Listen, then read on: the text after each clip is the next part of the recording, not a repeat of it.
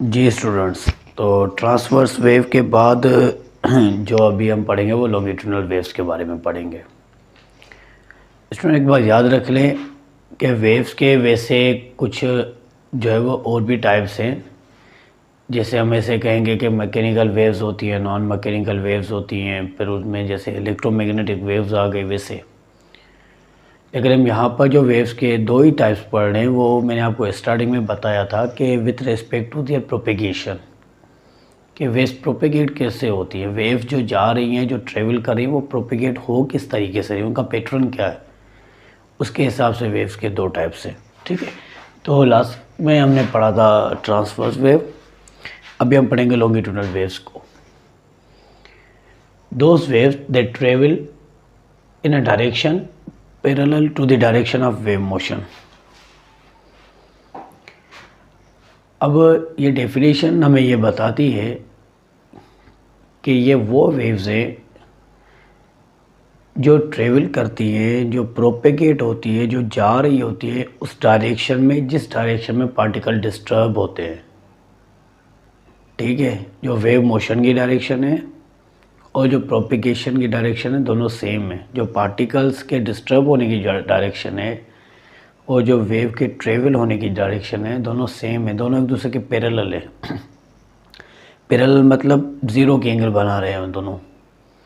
इसी वेव्स को हम लॉन्गिट्यूडनल वेव्स कहते हैं। जैसे अगर हम एक एग्जांपल ले लेते हैं, साउंड की अगर हम बात करते हैं, ठीक है, तो यहाँ पर एटमॉस्फेयर में जो एयर के पार्टिकल्स हैं वो मौजूद होते हैं।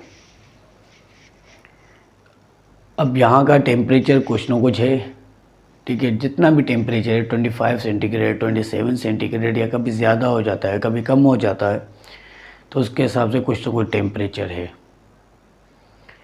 उसी टेम्परेचर के हिसाब से जो मॉलिक्यूल्स यहाँ पर हैं, जो एटम्स यहाँ पर है गैस के पार्टिकल्स के, तो वो वाइब्रेटरी मोशन में होते हैं, उनकी वाइब्रेशन हो रही होती है, ये कंटिन्यूसली जो है मोशन में होते हैं।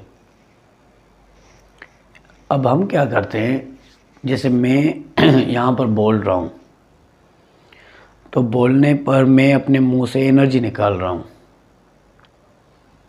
ये जो एनर्जी निकाली मैंने, तो उस एनर्जी की वजह से यहाँ पर जो एटमॉस्फेयर में जो पार्टिकल्स मौजूद हैं इनकी मोशन बढ़ जाती है, इनकी वाइब्रेशन बढ़ जाती है, ये मज़ीद डिस्टर्ब हो जाते हैं। अब ये जो यहाँ पर पार्टिकल, यहाँ पर सपोज़ कर लेते हैं कि इस एरिया में या इस वॉल्यूम में पार्टिकल्स मौजूद है, जिसे मैंने बोला, तो बोलने पर जो पार्टिकल्स हैं आगे पीछे मूव करना शुरू कर देते हैं। ठीक है, आगे पीछे टू एंड फ्रो मोशन कर रहे होते हैं। पहले आराम से कर रहे थे, लेकिन जैसे मैंने बोला ये तेज़ी से करना जो है वो शुरू कर दिया उन्होंने, क्योंकि इनको एनर्जी मिल गई है तो वो अब तेज़ी से मूव करते हैं। अब यही पार्टिकल्स जिनको मैंने एनर्जी दी थी, ये पार्टिकल आगे वाले को एनर्जी ट्रांसफ़र करेंगे, फिर वो तेज़ चलना शुरू कर देंगे, फिर वो आगे वालों को एनर्जी ट्रांसफ़र करेंगे, फिर वो तेज़ जो है वो वाइब्रेट होना शुरू हो जाएंगे। इस तरीके से जाकर जो बंदा होता है सामने, जिससे हम बात कर रहे होते हैं, इनके कानों पर जाकर ये वाइब्रेशन आ जाती है, तभी उनका जो ईयर ड्रम है वो वाइब्रेट करता है, उसे जो है वो सेंसेशन होती है साउंड की। तो कहने का मकसद है कि पार्टिकल डिस्टर्ब भी इसी डायरेक्शन में हो रहे हैं और ये वेव ट्रेवल भी इसी डायरेक्शन में करती है, सेम डायरेक्शन होती है। जिस डायरेक्शन में पार्टिकल डिस्टर्ब कर रहे हैं उसी डायरेक्शन में वेव जो है ये ट्रेवल करके जा रही होती है।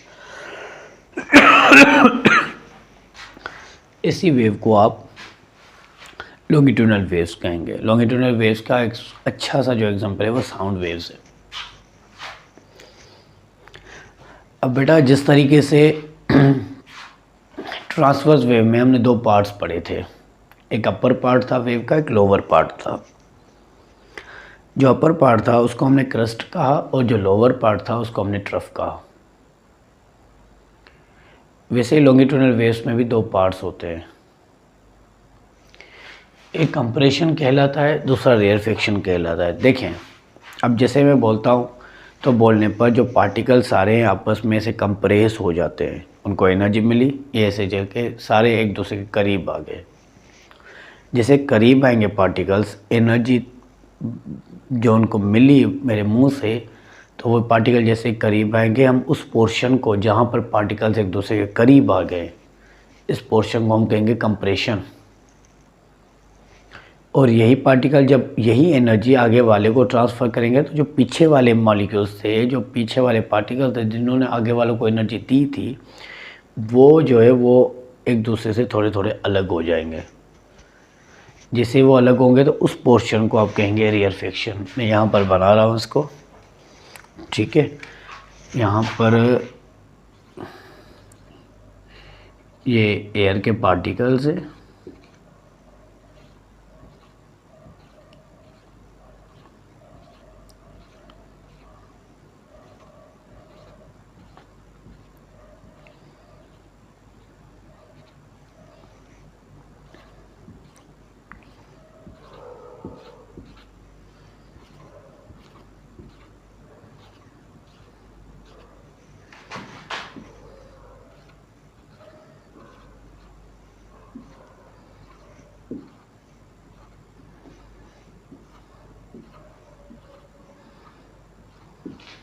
ठीक है बेटा।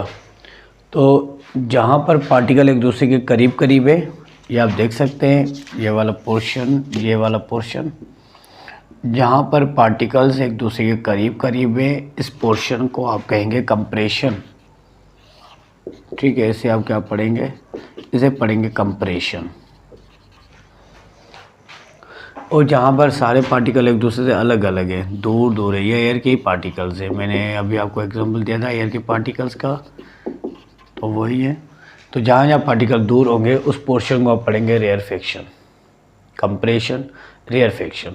ये दो पार्ट्स होते हैं जो कि आपको लॉन्गिट्यूडिनल वेव्स में मिलेंगे। तो आज के लिए इतना ही था।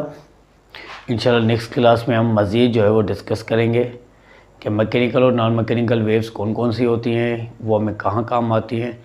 इसके अलावा प्रॉपर्टीज़ ऑफ वेव है, कैरेक्टरिस्टिक्स ऑफ वेव है, इंशाल्लाह हम सब चीज़ों को डिस्कस करेंगे। ठीक है स्टूडेंट, अल्लाह हाफ़िज़।